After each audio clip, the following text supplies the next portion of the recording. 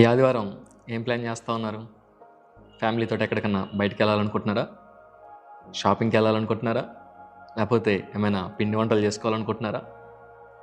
ఒకవేళ ఈ వీడియో చూస్తున్నటువంటి మీరు క్రైస్తవులైతే మీ అందరికీ ఒక మంచి విషయం చెప్పడానికి నేను మీ ముందుకు రావడం జరిగింది.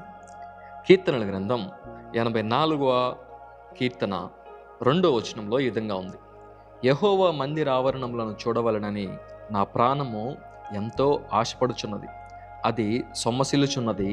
జీవము గల దేవుని దర్శించుటకు నా హృదయమును నా శరీరమును ఆనందంతో కేకలు వేయుచున్నవి. ఈ మాటలు ఎవరు చెప్తా ఉన్నారంటే కోరహు యొక్క కుమారులు చెప్తా ఉన్నారు. వాళ్ళు చెప్తా ఉన్నారు, అయ్యా నీ యొక్క మందిర ఆవరణమును చూడాలని చెప్పి నా ప్రాణము ఎంతో ఆశిస్తూ ఉంది.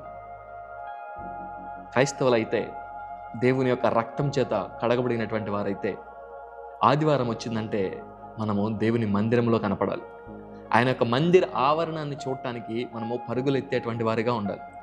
అందుకనే ఇక్కడ కోరహు కుమారులు చెప్తా ఉన్నారు, అయ్యా నీ యొక్క మందిర ఆవరణం చూడాలని మేము ఆశపడతా ఉన్నాం, నీ మందిరంలోకి వెళ్ళాలని మేము ఆశపడతా ఉన్నాం, నిన్ను స్తుతించాలని మేము ఆశపడతా ఉన్నాం, నీ నామాన్ని గణపరచాలని మేము ఆశపడతా ఉన్నాం.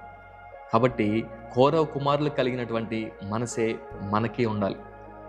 మన బిజీ లైఫ్లో మనందరికీ చాలా బాధ్యతలు ఉన్నాయి. ఉద్యోగ బాధ్యతలు, వ్యాపార బాధ్యతలు, కుటుంబ బాధ్యతలు, పిల్లల బాధ్యతలు, ఇవన్నీ ఉన్నాయి, కాదనట్లేదు. కానీ దేవుని మందిరాన్ని వీటన్నిటిని బట్టి నిర్లక్ష్యం చేసేటువంటి వారిగా మనం ఎంత మాత్రం ఉండటానికి వీలు లేదు.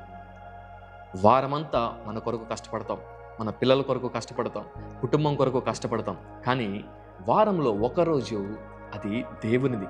ఆ దినమున మనము దేవుని యొక్క సన్నిధానంలో గడిపేటువంటి వారిగా ఉండాలి.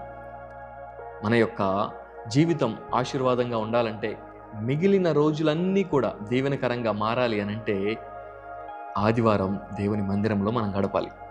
మరి ఈ ఆదివారం దేవుని మందిరానికి వెళ్తున్నారు కదా, ఒక చిన్న ప్రార్థన చేసుకుందాం. మా తండ్రి, కోరహు కుమారులు అంటూ ఉన్నారు, నీ యొక్క మందిర ఆవరణం చూడాలని చెప్పి మేము ఆశపడుతున్నాం.